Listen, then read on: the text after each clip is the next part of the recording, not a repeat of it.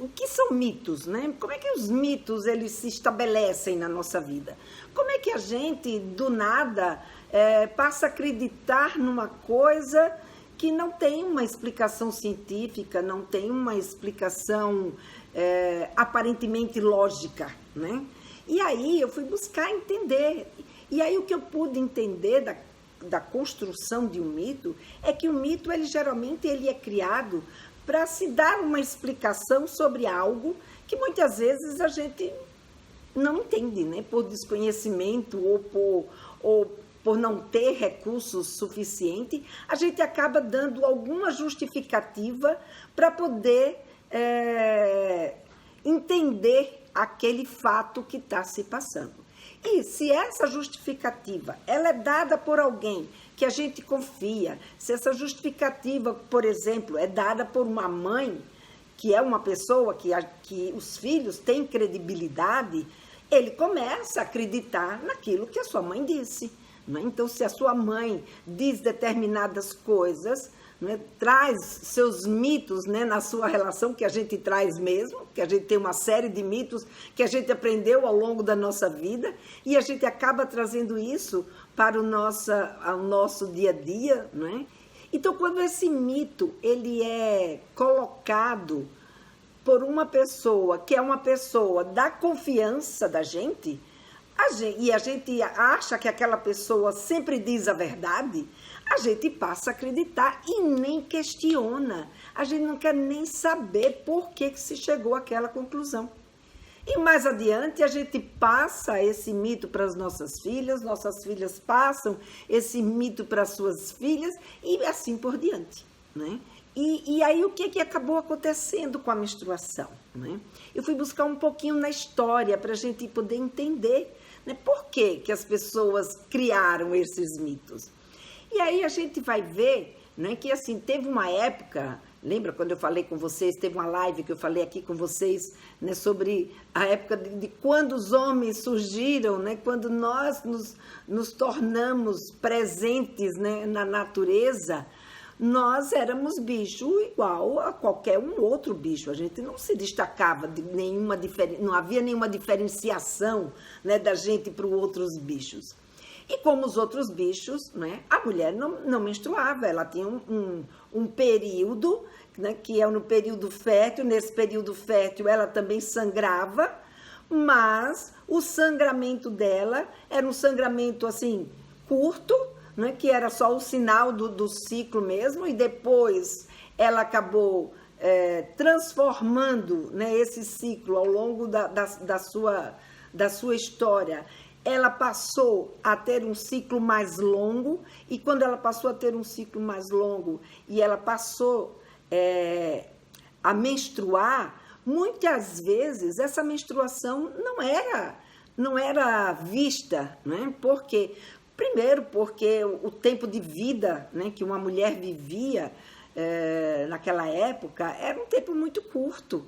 Né? E os primeiros registros que a gente vai encontrar sobre a menstruação, ele data lá da antiguidade, numa época que a gente vivia no máximo 30 anos. Né? Então a gente vivia muito pouco. Desses 30 anos, a mulher passava a menstruar por volta lá dos seus 17, 18 anos. Então, desse tempo, ela vivia praticamente 15 anos a partir do momento que ela menstruava. Não, 15 anos nada. 10 anos, né? 10, 12 anos a partir do momento que ela menstruava. E esse tempo, a maior parte das vezes, ela estava grávida. E quando a gente engravida, a gente não menstrua. Então, o que a gente conhecia era muito pouco. Então, o fato das mulheres não menstruarem, ou o fato de não ser do conhecimento na antiguidade da existência, né, do porquê da menstruação, quem vem olhar para essa questão da menstruação é Hipócrates, né, lá na antiguidade, quando ele descobre que aquelas mulheres que menstruavam, a menstruação não era uma coisa ruim, porque quando a menstruação acontecia, elas ficavam menos nervosas, elas ficavam menos angustiadas. Então, todo aquele momento, né, pré-menstrual da tensão das mulheres passava com a chegada da menstruação. E ele então começou a olhar para a menstruação como a menstruação sendo uma coisa boa na vida das mulheres. Mas aí vem logo a seguir, né, um domínio da igreja, das religiões. E quem é que dominava o conhecimento sobre o corpo, o conhecimento sobre a vida, o conhecimento sobre as verdades? Eram os religiosos, porque só os religiosos tinham acesso aos livros, né? E com essa situação, os religiosos olhavam para a menstruação, né, como um sangue que não era se era sangue, não podia ser uma coisa boa. E se era sangue acontecendo numa mulher, isso só podia ser castigo, isso só podia ser algo do mal. Isso só podia ser um momento, um período que essa mulher não era uma mulher digna de ser tocada, não era uma mulher digna de conviver com outras pessoas. Aquilo era um momento onde essa mulher estava impura, e por estar impura, não era possível ela ficar próxima de ninguém. E aí, veja, a gente conviveu com esses dois conceitos durante milhares e milhares e milhares de anos. Até hoje, a gente encontra nessa ambivalência a menstruação como sendo um sangramento saudável e, ao mesmo tempo, o sangue menstrual como um sinal de impureza, um sinal de castigo, um sinal de que, naquele determinado momento, a mulher ela precisa ficar afastada e longe de todo mundo. Então, isso trouxe até os dias de hoje essa visão dúbia, né, da menstruação. E, ao mesmo tempo, né, porque só muito recentemente, foi no século XX, que a gente, de fato, vem conhecer, né, o que acontece, o que é a menstruação.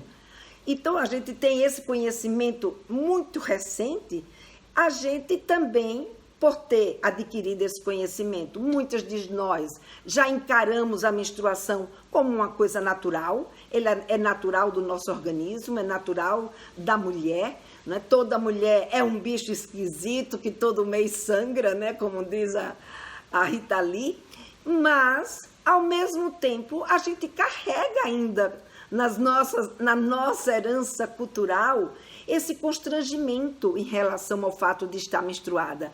E esse constrangimento, muitas vezes, sem a gente saber, a gente passa para as nossas filhas. Sem a gente querer, a gente comenta. De repente, sei lá, tem alguma comida na mesa e você tem algum mito em relação a isso e você, não, hoje eu não estou bem, eu não posso comer porque hoje eu não estou bem, eu não posso comer isso porque hoje eu não estou bem. E aí depois a sua filha descobre que é porque você está menstruada.